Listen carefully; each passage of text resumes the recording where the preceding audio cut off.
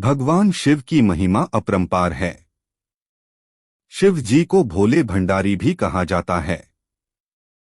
भगवान शिव अपने सच्चे भक्तों के कष्टों को हर लेते हैं। भगवान शिव के ऐसे ही सच्चे भक्त का प्रसंग तब का है जब यातायात के साधन ज्यादा नहीं होते थे। अगर कोई किसी तीर्थ स्थल पर जाता था तो पता नहीं होता था कि वापस घर लौट भी पाएगा या नहीं। भगवान शिव का भक्त बहुत कठिनाइयों के बाद केदारनाथ धाम पहुंचा।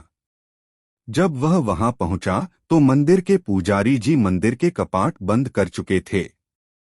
उसने पुजारी जी से बहुत विनती की, मैं बहुत समय और कठिनाइयां सहकर महीनों बाद यहां पहुंचा हूं, आप कृपया मुझे दर्शन करने दे। पुजारी जी ने बहुत विनम्रता से बोला कि इस मंदिर का नियम है कि इसके कपाट 6 महीने खुलते हैं और 6 महीने बंद रहते हैं। अगर एक बार कपाट बंद हो गए तो 6 माह बाद ही खुलेंगे। अब आपको 6 मास बाद ही आना पड़ेगा। यहाँ पर जीवन बहुत कठिन है क्योंकि यहाँ बहुत ज्यादा ठंड पड़ती है। आप यहाँ नहीं रह सकते। इतना कहकर पुजारी जी वहां से चले गए। भगवान शिव का भक्त उनका नाम स्मरण करने लगा। प्रभु, आप तो जानते हैं कि मैं कितनी श्रद्धा भावना से यहाँ पहुंचा हूँ।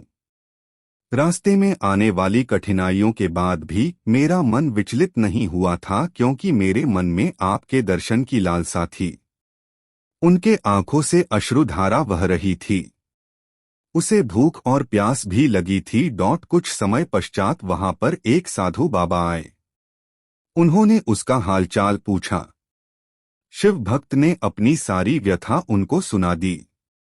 साधु बाबा ने उसे पीने को पानी और खाने को भोजन दिया। उसे हौसला दिया कि मुझे विश्वास है कि कल मंदिर के कपाट अवश्य खुलेंगे।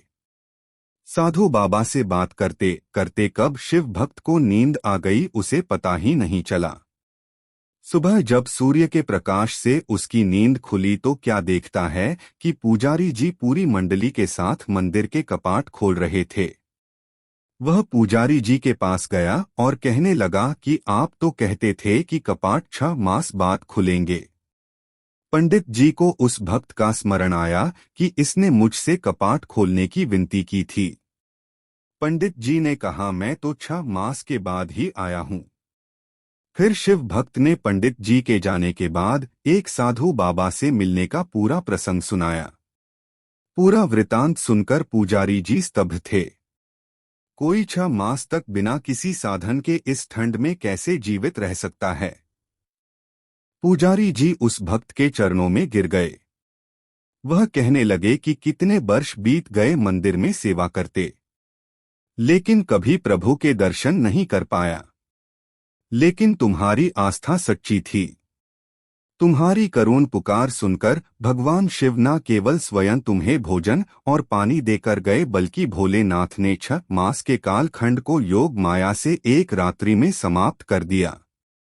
सच ही कहते हैं कि ईश्वर की भक्ति इतनी सच्ची आस्था से करो, अगर कष्ट तुम पर हो तो फिक्र ईश्वर को हो कि भक्त को कष्ट से कैसे उबारना है।